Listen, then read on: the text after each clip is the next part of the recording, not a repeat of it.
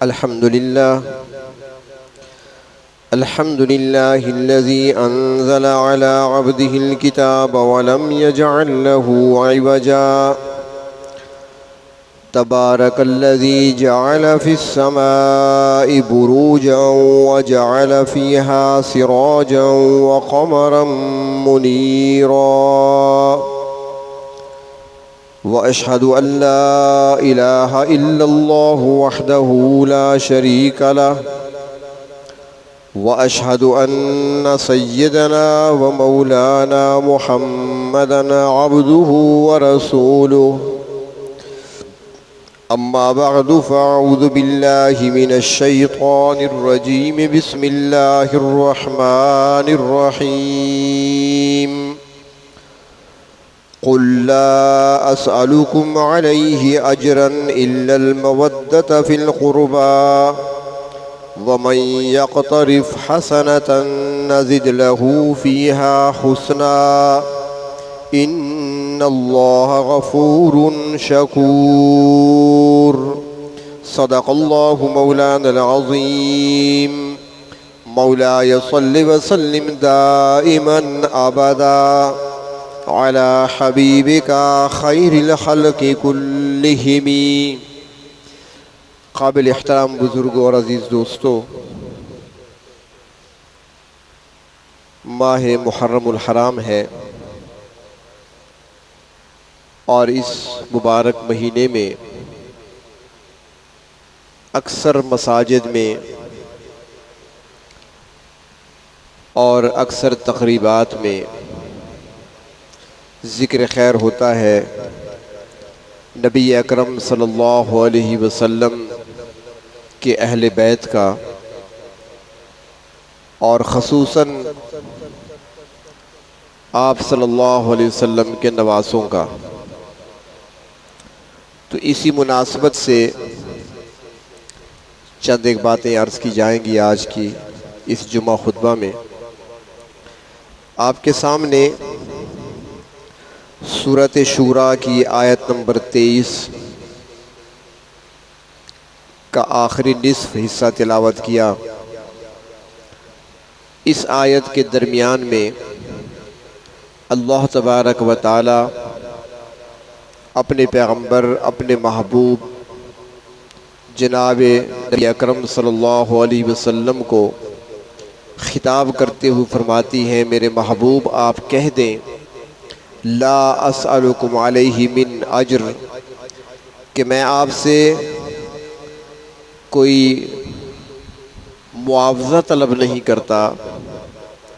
जो मेरी तबलीग है, जो मेरी दावत है, मेरी जो शब व रोज़ की दुआएं हैं, मेरी जो मेहनत है, इस पर मैंने तुमसे कोई मुआवज़ा तलब नहीं करना, तुमसे कोई सवाल नहीं करना, कुछ मांगना नहीं है तुमसे, मुझे बदला नहीं चाहिए। मगर फरमाया इल्लल मवद्दत फ़िल क़ुरबा, मगर ये कि रिश्तेदारी का लिहाज रखो। अब इस पर मुफस्सिरीन इकराम ने इस जुमले के दो मानी बयान फरमाए हैं। एक तो फरमाती हैं कि इसका मफ़हूम ये निकलता है कि मैं तुमसे कुछ मांग तो नहीं रहा, मैंने तुमसे सवाल नहीं किया, तुमसे माल नहीं मांगा, बदला नहीं चाहिए, मुझे मुआवजा नहीं चाहिए, तनख्वाह नहीं चाहिए, वजीफ़ा नहीं चाहिए, कुछ नहीं चाहिए, मगर मुझे पत्थर तो न मारो, मेरे रास्ते में कांटे तो न बिछाओ। मैं तुम्हारी कौम का फ़र्द हूँ, तुम्हारी बरादरी का फ़र्द हूँ, रिश्तेदारी का तो ख्याल रखो। एक फरमाती हैं इसका ये मफ़हूम है, और दूसरा फरमाती हैं मुफस्सिरीन हज़रात कि इसका एक दूसरा मफ़हूम भी है, और वो ये कि अल्लाह तबारक व तआला ने फरमाया मेरे महबूब आप इनसे कह दें। ये भी समझ लें कि आप अपनी तरफ से नहीं कह रहे, अल्लाह तबारक व तआला आपसे कहलवा रहे हैं। आप इन लोगों से कह दें कि मैंने तुमसे कोई सवाल नहीं किया, मैंने कुछ मुआवजा तुमसे तलब नहीं किया, बदला नहीं मांगा, कुछ न दो मुझे, मगर मेरे रिश्तेदारों का ख्याल रखो। रिश्तेदार कौन है? उसी को अहले बैत कहा जाता है। मेरे रिश्तेदारों का ख्याल रखो, बस यही मेरा मुआवजा है, यही बदला है। उनका लिहाज रखना, उनसे मोहब्बत करो। तो अहले बैत में असल में हमारे यहाँ जो आम तौर पे देखा जाता है, पढ़ा जाता है, सुना जाता है, कहा जाता है और समझा जाता है, वो अहले बैत में घर के अफराद होती हैं और घर के अफराद में बीवी और बच्चे होते हैं। इनको घर वाले कहा जाता है, चाहे वो उर्दू ज़बान में बात कर रहा हो, चाहे सराइकी में बोल रहा हो, चाहे किसी और ज़बान में। अगर वो कहता है कि मेरे घर वाले, तो सुनने वाला समझ जाता है कि घर वाले से क्या मुराद है, इसकी बीवी और बच्चे हैं।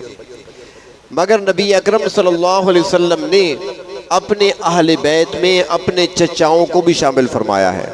हज़रत अब्बास आपके चचा हैं, वो भी अहले बैत में से हैं और उनकी औलाद भी अहले बैत कहलाती है।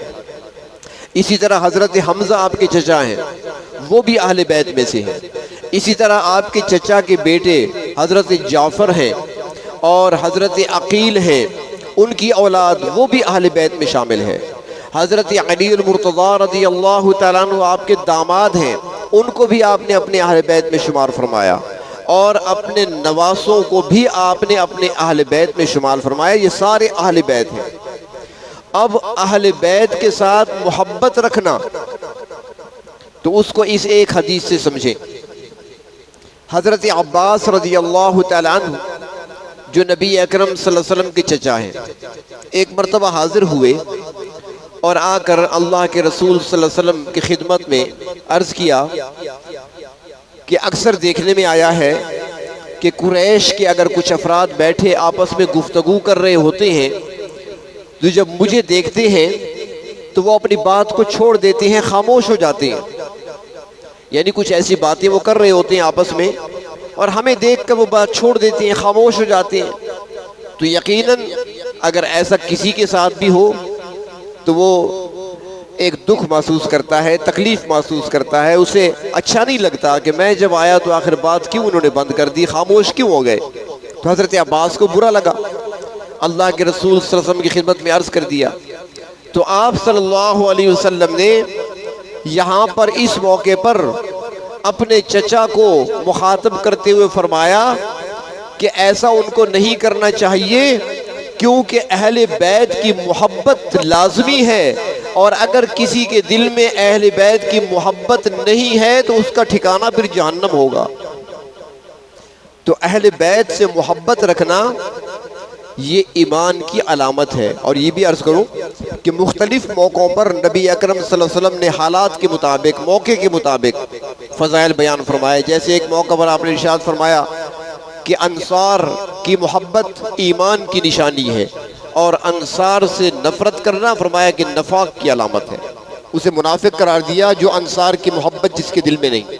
इसी तरह मुहाजिरीन के फ़ज़ाइल बयान फरमाए और इस तरीके से अहले बैत के फ़ज़ाइल बयान फरमाए।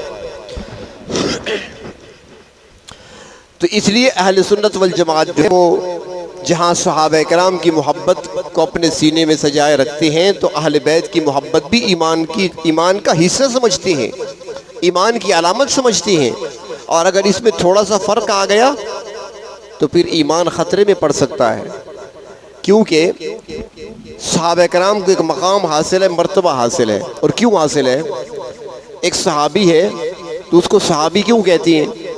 ये सारे मुसलमान जानते हैं कि जो मकाम एक सहाबी का है, चाहे वो एक मर्तबा आपकी सोबत में बैठा हो, अल्लाह के रसूल सल्लल्लाहु अलैहि वसल्लम की मजलिस में एक ही मर्तबा बैठा हो, सहाबी है। और उसका मकाम क्या है कि सारी कायनात के वली मिलकर उसका मुकाबला नहीं कर सकते, सारे औलिया मिलकर उसके ईमान का और उसकी मायत रसूल का मुकाबला नहीं कर सकते, क्योंकि उसको मकाम सहाबियत हासिल है।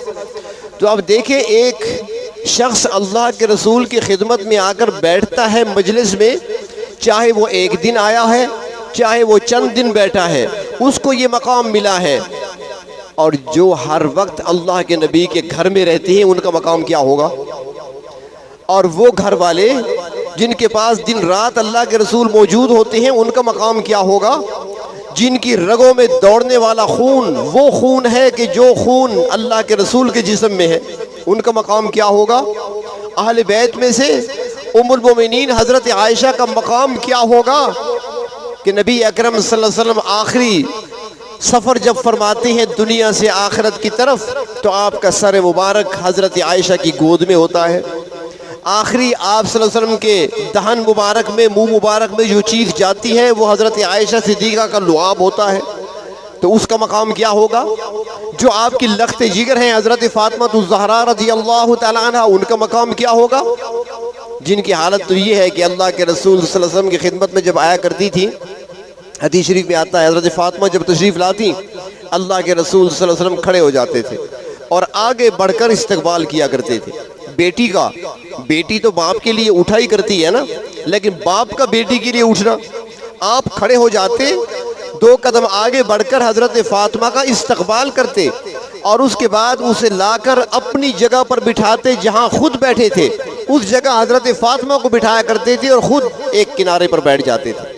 इतनी मोहब्बत जिसके साथ है तो उसका मकाम और मर्तबा क्या होगा? एक हदीस शरीफ में आता है, तिरमिज़ी शरीफ की हदीस है, एक सहाबी हैं हज़रत हुज़ैफ़ा रज़ियल्लाहु तआला अन्हु, उनका घर मस्जिद नबवी से थोड़ा फासले पे था। यानी उस ज़माने में जो मदीना शहर था वो मुख्तसर था। आजकल जो मस्जिद नबवी बनी हुई है मौजूदा हालत में, पुराना मदीने का शहर सारा इसी के अंदर आ गया है, बाकी अलग अलग कबीले रहते थे। तो हज़रत हुज़ैफ़ा भी थोड़े फासले पर रहते थे।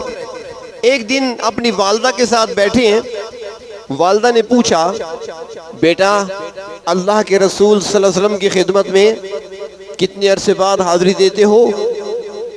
अर्ज़ करने लगे, अम्मी जान अब तो 3-4 दिन हुए मैं हाज़िर नहीं हो सका, अगर इजाज़त हो तो मैं चला जाऊँ।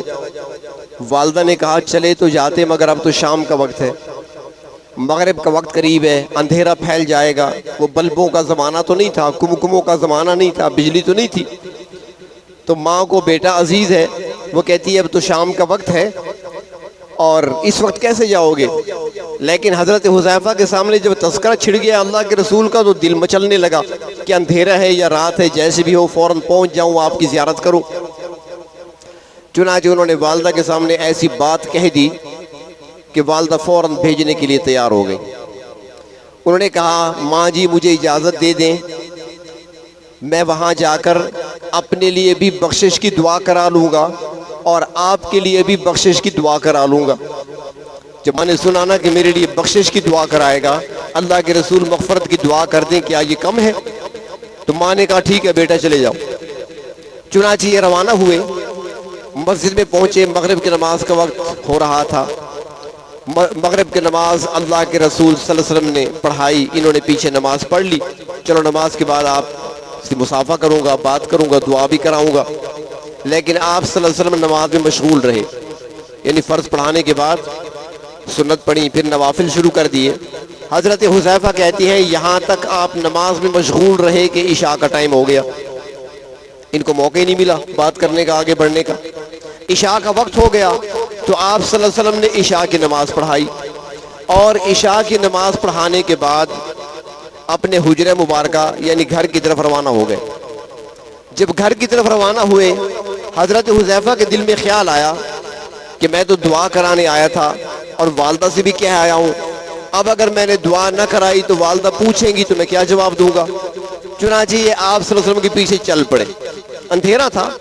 जब आप सल्लल्लाहु अलैहि वसल्लम अपने हुजरे मुबारका के करीब पहुंचे, पीछे से अंदाजा हुआ कोई आ रहा है, तो आप रुक गए, पीछे मुड़कर देखा और फरमाया, कौन हो? क्या हुज़ैफ़ा हो? इन्होंने यानी सवाल भी किया, नाम भी ले लिया, हुज़ैफ़ा हो? अर्ज़ किया, जी हुज़ैफ़ा हूँ। तो आपने क्या फरमाया? गफ़रल्लाहु लका व लि उम्मिका, अल्लाह ताला तेरी बख्शिश फरमाए और तेरी माँ की भी मग़फ़िरत फरमाए। वो तो अभी दुआ कराने के लिए अर्ज करना चाहते थे ना, लेकिन आपने पहले से ही फरमा दिया। तो पूछा कोई काम था? अब दिल में कहती हैं जो काम था वो तो हो गया। बख्शिश की दुआ करानी थी अपने लिए भी, अपनी वालदा के लिए, और आपने बख्शिश की दुआ तो फरमा दी, गफ़रल्लाहु लका व लि उम्मिका, तेरी माँ की भी अल्लाह बख्शिश फरमाए, तेरी भी अल्लाह बख्शिश फरमाए। तो फिर उस मौके पर नबी अकरम सल्लल्लाहु अलैहि वसल्लम ने फरमाया, हुज़ैफा, जो असल बात मैं कहना चाहता था, आपने फरमाया, हुज़ैफा, ये मेरे साथ इस वक्त अल्लाह का एक फरिश्ता मेरे सामने है, और ये ऐसा फरिश्ता है जो इससे पहले जमीन पर कभी नहीं आया, पहली मर्तबा आया है, और ये अल्लाह तबारक व तआला से इजाजत लेकर आया है। या रसूलुल्लाह सल्लल्लाहु अलैहि वसल्लम, किस चीज की इजाजत लेकर आया? फरमाया, दो बातों की इजाजत। एक तो इजाजत दिया है कि मेरे रब मुझे इजाजत दे दे, मैं आपके महबूब की खिदमत में जाकर सलाम अर्ज कर दूं, ये मेरी खिदमत में आया है सलाम अर्ज करने के लिए, एक इजाजत ये ली है। और दूसरा, मुझे खुशखबरी सुनाने आया है, और वो खुशखबरी क्या है? और फरमाया कि वो खुशखबरी मुझे ये सुना रहा है कि अल्लाह के महबूब, आपकी जो लख्ते जिगर है, आपकी जो बेटी है हजरत फातिमा रजी अल्लाह अन्हा, फरमाया कि वो जन्नत की औरतों की सरदार होगी, सैयदतु निसाए अहलिल जन्ना व अन्नल हसन वल हुसैन सैयदा शबाब अहलिल जन्ना। उनकी वालदा जन्नत की औरतों की सरदार है, और उनके दो लख्ते जिगर हसन हुसैन जन्नत के जवानों के सरदार हैं। मैंने ये बात पहले भी अर्ज की थी कि जन्नत की खुशखबरियां तो दुनिया में औरों को भी मिली हैं। हजरत अबू बकर को जन्नत की खुशखबरी मिली है, हजरत उमर को जन्नत की खुशखबरी मिली है, हजरत उस्मान को मिली है, अली मुर्तज़ा को मिली है, तलहा जुबैर को मिली है, अब्दुर्रहमान इब्न औफ को मिली है, हजरत साद को मिली, हजरत सईद को मिली। 10 सहाबा कराम को जन्नत की खुशखबरी अल्लाह के रसूल ने सुनाई। लेकिन कब? जब वो ईमान ले आए थे, जब उन्होंने आमाल किए, जब अल्लाह ने उनके दिलों का इम्तिहान लिया।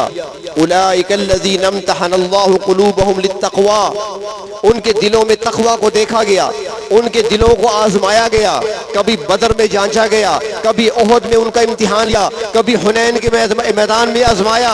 उनको आजमाने के बाद, उनके आमाल देखने के बाद, उनके दिल में रासिख़ होने वाले ईमान को चेक करने के बाद अल्लाह रब्बुल इज़्ज़त ने जन्नत की खुशखबरियां अपने नबी की ज़ुबान मुबारक से सुनवाई। लेकिन हसन हुसैन वो खुशकिस्मत हैं, अभी माँ के गोद में हैं और जन्नत की बिशारतें सुन रहे हैं। ये शर्फ इनको हासिल है जो किसी को हासिल नहीं। और बाकी उनका मकाम अगर देखना हो तो बच्चे तो हर एक के घर में होते हैं, बच्चे खेला भी करते हैं, कोई पार्क में खेलता है तो कोई बागीचे में खेलता है, कोई बच्चा अपने घर के सहन में खेलता है। लेकिन हजरत हसन हुसैन वो बच्चे हैं जिनको खेलने के लिए रियाजुल जन्ना मिला, जो रियाजुल जन्ना में खेलते हैं। ये वो बच्चे हैं कि खेलने के लिए उनको मिंबर रसूल मिला, अल्लाह के रसूल के मिंबर पे खेलते हैं। बल्कि हदीस में आता है कि वो सिर्फ मिंबर पर नहीं खेलते थे, अल्लाह के रसूल के सीने मुबारक पर खेला करते थे। अब ये मकाम मर्तबा मामूली है क्या? ये वो मकाम है जो दुनिया में किसी को नहीं मिला। एक मर्तबा नबी अकरम सल्लल्लाहु अलैहि वसल्लम बाजार की तरफ तशरीफ ले गए। सहाबा कराम की क्या अजमत है, और ये दो आपस में अलग नहीं है, अहले बैत हो या सहाबा, आपस में अलग नहीं है, ये बात समझे। अगर अहले बैत के फजाइल हम तक पहुंचे हैं तो पहुंचाने वाले तो सहाबा हैं। अहले बैत के फजाइल मनाकिब हम तक अगर पहुंचे हैं तो पहुंचाने वाले सहाबा ही तो है ना। और आज की कैमरे की आंख, ये आपने देखा होगा, लिखा होता है दीवारों पर, कैमरे की आंख आपको देख रही है।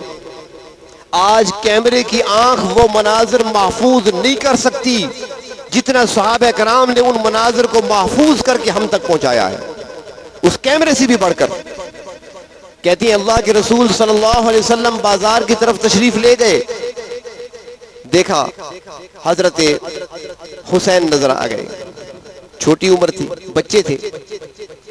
आपने जब देखा तो वो भागने लगे, जब भागने लगे तो अल्लाह के रसूल सल्लल्लाहु अलैहि वसल्लम भी उसके पीछे दौड़ने लगे। लेकिन फरमाते हैं कि आप आहिस्ता आहिस्ता दौड़ने की सूरत बनाई हुई थी, दौड़ नहीं रहे थे, ताकि हुसैन को पता चले कि मैं बहुत तेज हूं दौड़ने में, मुझे पकड़ नहीं सकते। आहिस्ता आहिस्ता पीछे, वो आगे ये पीछे। सहाबा कराम ने ये मंजर भी देखा और इसको भी महफूज करके बता दिया हमें कि किस तरीके से आप चल रहे थे हुसैन के पीछे। और कुछ चक्कर देने के बाद जब देखा कि हुसैन थक गया है तो उसको पकड़ लिया और उसके बाद फरमाया आप सल्लल्लाहु अलैहि वसल्लम ने उस मौके पर आपने फरमाया कि अल हुसैन मिन्नी व आना मिनल हुसैन, मैं हुसैन में से हूं, हुसैन मुझ में से है। मैं हुसैन का हूं, हुसैन मेरा है।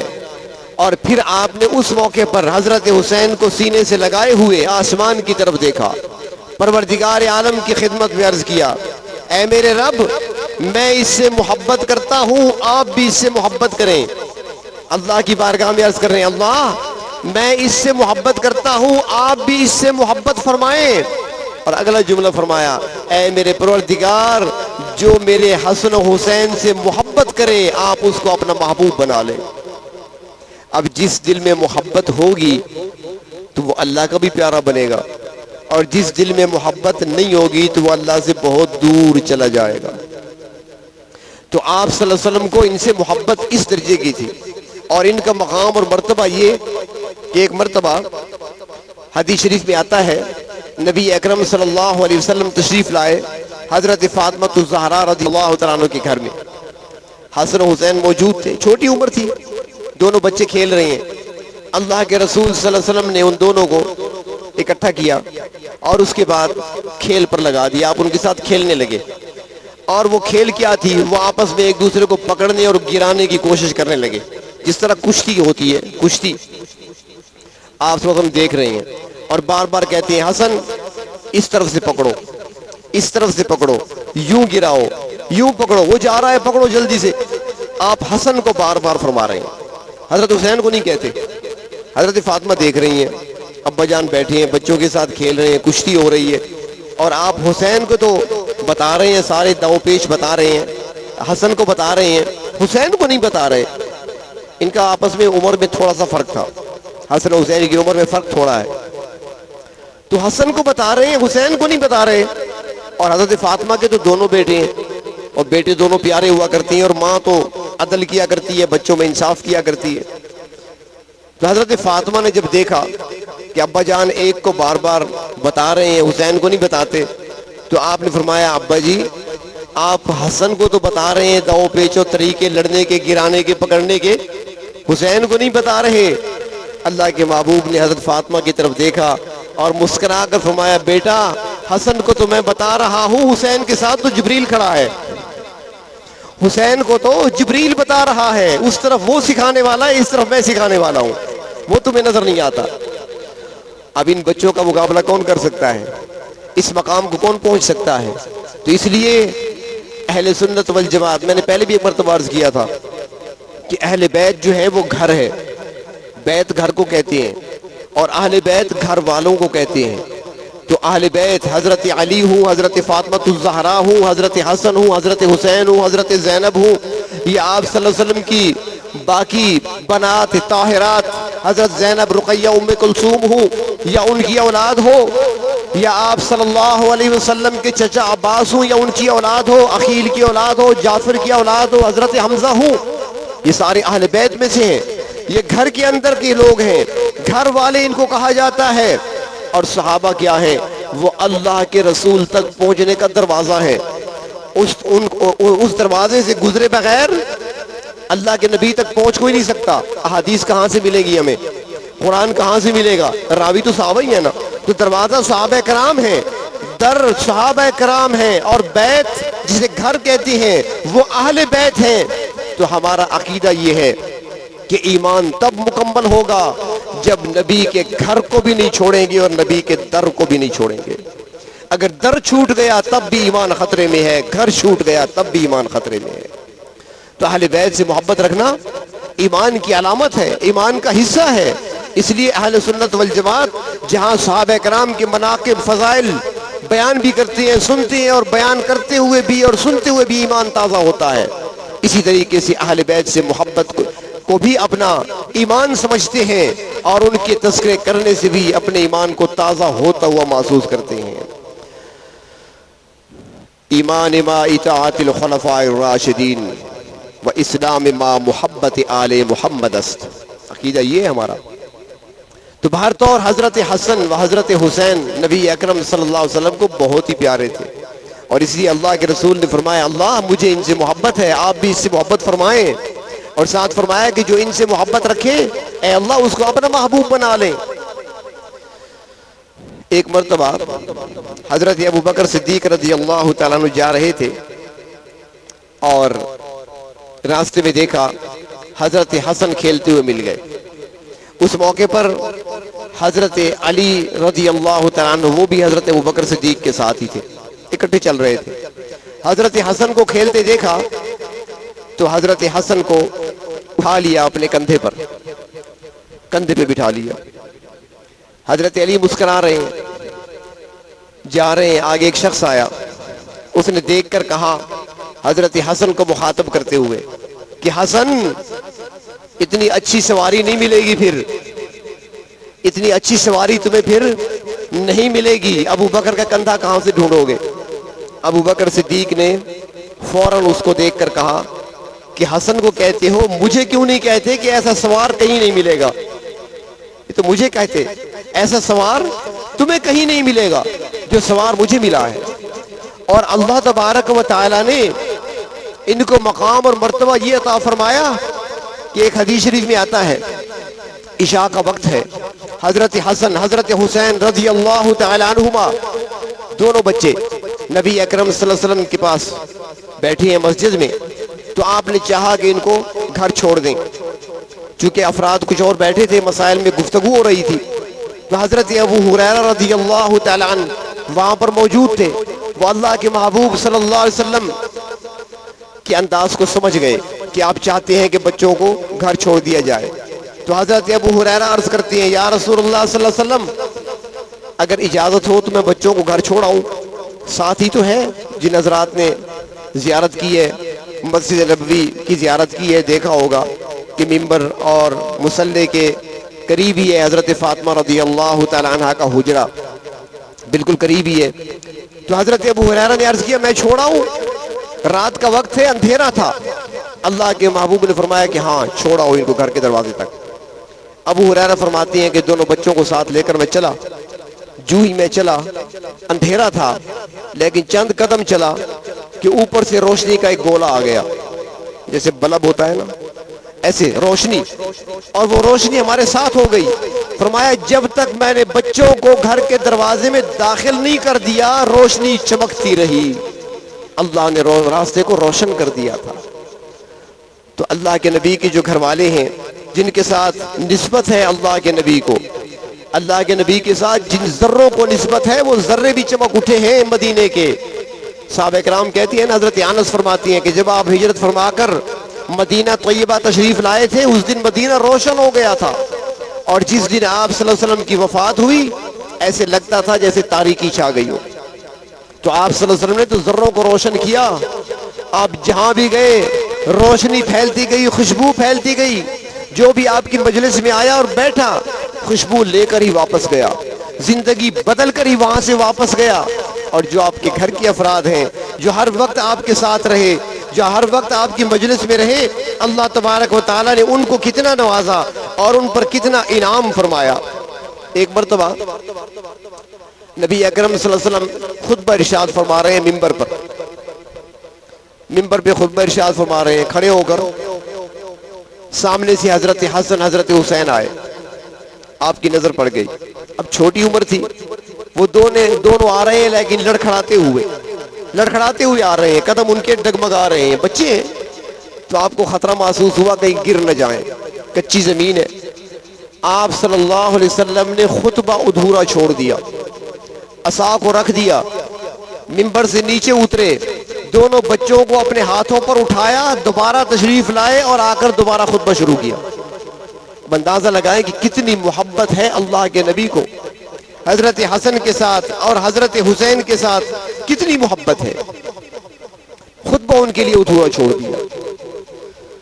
और जिन लोगों ने अल्लाह के नबी से और अल्लाह के नबी के घर वालों से, अल्लाह के नबी के अहले बैत से जिन लोगों ने मोहब्बत की है, सच्ची मोहब्बत, दिल की गहराइयों से मोहब्बत, तो अल्लाह तबारक व तआला ने उनका नाम भी रोशन किया और बुलंद किया है। रिवायात में आता है एक मर्तबा किसी बादशाह ने, ये बादशाह जो होते हैं उनको अपना शौक़ होता है ना, हमारे यहाँ जो सदर बनते हैं, जो वज़ीर आज़म बनते हैं, उनके भी तो अपने अपने शौक़ होते हैं। किसी को क्या शौक़, किसी को क्या। हमारे भी कई ऐसे गुजरे हैं सदर यहाँ पर। एक सदर ऐसा भी गुजरा है जो बगल में कुत्ता रखता था, याद होगा आपको, थोड़ा अर्सा पहले की बात है। परवेज़ मुशर्रफ, कुत्ता उसके पास होता था, शौक़ है उसका। ऐसा मुल्क का सदर भी गुजरा है जो बकरियों को बादाम खिलाया करता था, शौक़ है अपना। इस तरह कई आए। तो वो बादशाह जो था उसको बड़ा शौक़ था पहलवानी का। वो पहलवान तैयार किया करता था और फिर शाही पहलवान तैयार करके चैलेंज दिया करता था पहलवानों को, आओ मेरे पहलवान से मुकाबला करो, अगर कोई जीतेगा इससे तो फिर इनाम दिया जाएगा और शाही इनाम से नवाजा जाएगा। तो उसने एक पहलवान को तैयार किया। पहलवान पर मेहनत की जाती रही, उसको दाव पेच सिखाए गए अच्छे तरीके से। उसके बाद उसको खूब खिलाया गया, पिलाया गया। अब एक बादशाह है और उसका पहलवान है, तो उसके लिए तो सारे दरवाजे खुले थे, ख़जाने के मुंह खोल दिए गए। उसे खूब खिलाया पिलाया गया, यहाँ तक कि वो इस काबिल हुआ कि हर आने वाले को पिछाड़ सके और मुकाबला जीत सके। चुनाचे बादशाह की तरफ से ऐलान कर दिया गया, फ़लाँ दिन फ़लाँ तारीख़ को फ़लाँ मैदान में शाही पहलवान मैदान में उतरेगा और पूरे मुल्क में अगर कोई मुकाबला करने वाला है तो मैदान में आए। अगर किसी ने शाही पहलवान को पिछाड़ दिया, गिरा दिया, मुंह मांगा इनाम दिया जाएगा। ऐलान हो गया। शाही पहलवान था, कुछ पहलवान आए बड़े शौक से, लेकिन जब वक्त हुआ मैदान में शाही पहलवान उतरता है तो सब ने उसके जिस्म को देखकर अंदाज़ा लगा लिया कि इसका मुकाबला मुश्किल है, नहीं किया जा सकता। अवाम जमा है, स्टेडियम समझ लें जिस तरह होते हैं हमारे यहाँ, उस ज़माने में भी कोई ग्राउंड होगा ऐसा, तो भरा हुआ था अवाम से। अब शाही पहलवान मैदान में खड़ा है, कोई पहलवान बाहर निकलने की जुर्रत नहीं कर सकता। इतने में देखा कि एक बूढ़ा आदमी सर झुकाए हुए मैदान में दाखिल हुआ। कमज़ोर आदमी, नहीफ सा आदमी, बड़ी मुश्किल से चलता चलता वो शाही पहलवान के करीब आ गया।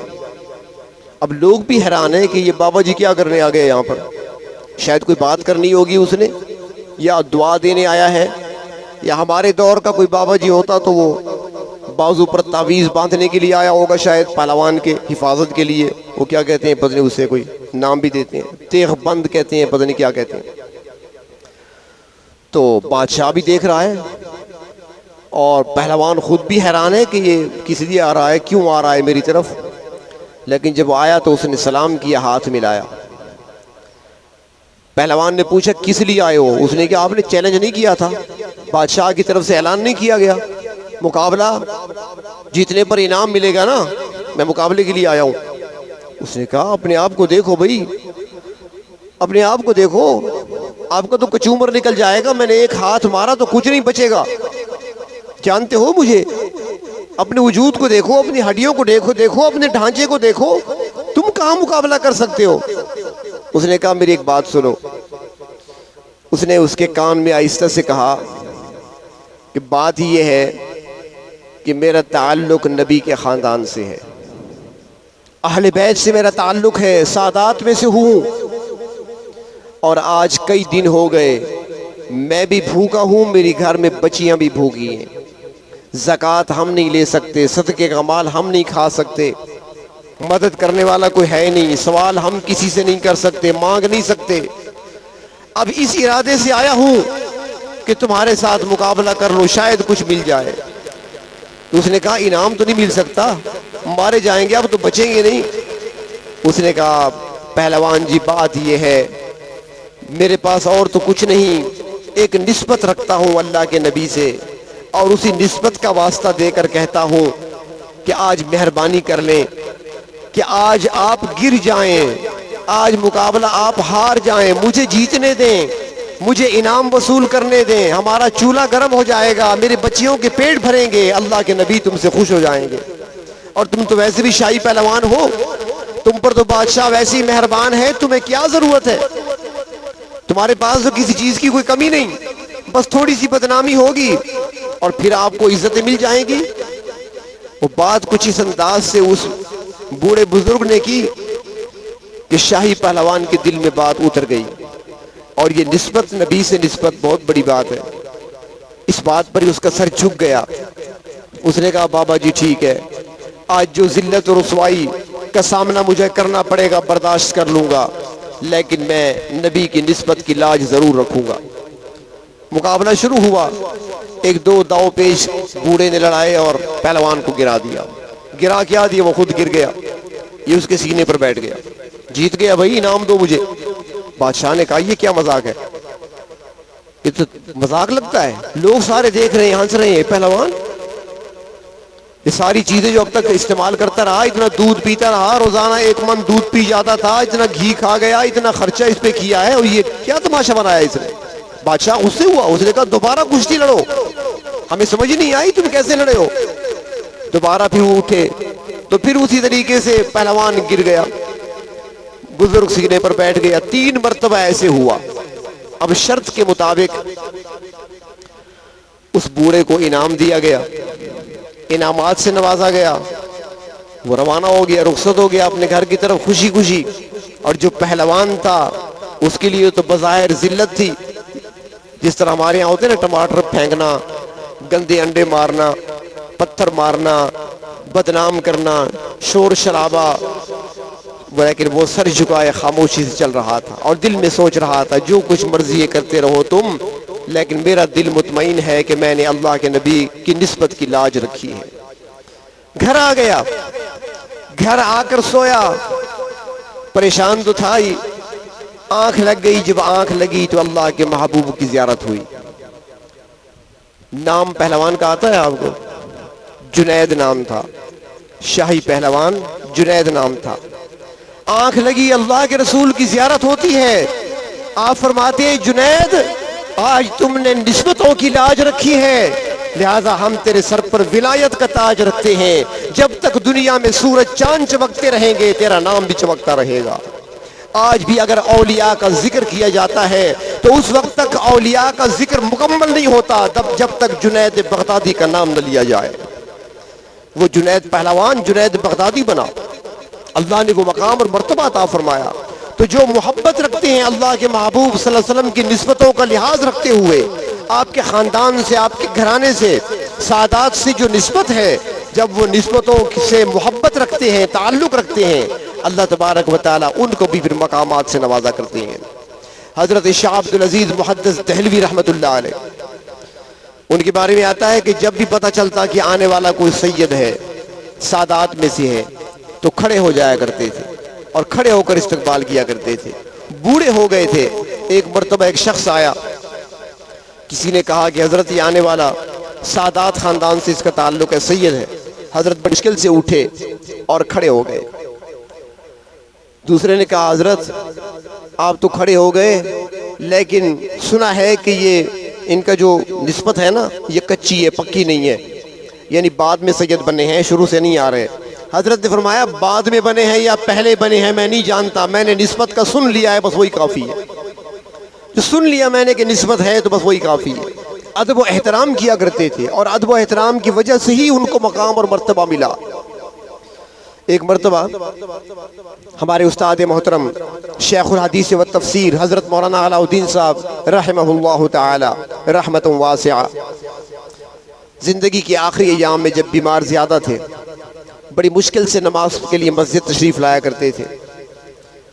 हमारे ख़त्म नबूवत का एक प्रोग्राम था, तो उस सिलसिले में वहाँ पर हाज़िरी हुई और वहाँ पर साथियों ने बयान मेरा रखा था। उस्तादों की मौजूदगी में बोलना ज़रा बड़ा मुश्किल होता है, तो बाहर तो मैंने भी हामी भर ली, फ़ैसला हो गया था। तो वहाँ पर हाज़िरी हुई, हज़रत ने सवाल फरमाया कैसे आना हुआ, बताया हज़रत इस तरीके से ख़त्म नबूवत का प्रोग्राम है, उस उन्वान से कुछ बात करनी है। तो यकीन जानिए नमाज पढ़ने के बाद उस्ताद मोहतरम खड़े नहीं हो सकते थे, उनको पकड़ कर ले जाते थे घर और 2 बंदे पकड़ कर मस्जिद लाया करते थे। हज़रत खड़े हुए फरमाया मुझे छोड़ दो। खड़े हो गए और वहीं पर खड़े होकर फरमाया कि नकाहत बहुत ज़्यादा है, बीमार हूँ, ज़्यादा देर बैठ नहीं सकता, लेकिन महरूम हूँ कि ख़त्म नबूवत के उन्वान पे बात हो और मैं न बैठूँ, लेकिन बहुत मजबूर हूँ, लेकिन आपसे कहता हूँ कि आप में से कोई ना उठे, सारे बैठे रहें। ये अदब था, एहतराम था इस उन्वान का, निस्बत का। बयानात तो होते रहती हैं, तकरीरें होती रहती हैं, लेकिन एक निस्बत थी, एक ताल्लुक़ था, तो उसका एहतराम ये था। बड़ी मुश्किल से खड़े हुए और खड़े खड़े उन्होंने बात की और साथ ही माजरत करते रहे बार बार कि मैं बैठ नहीं सकता, वरना जी नहीं चाहता कि उस उन्वान पे बात हो और मैं चला जाऊं, लेकिन मैं बहुत मजबूर हूँ।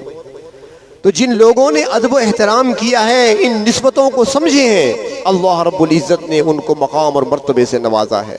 तो अल्लाह तबारक व तआला हमें भी अपने महबूब सल्लल्लाहु अलैहि वसल्लम के अहले बैत और आपके ख़ानदान से सच्ची मोहब्बत नसीब फरमाएँ और उनके नक्शे कदम पर चलने की तौफीक अता फरमाएँ।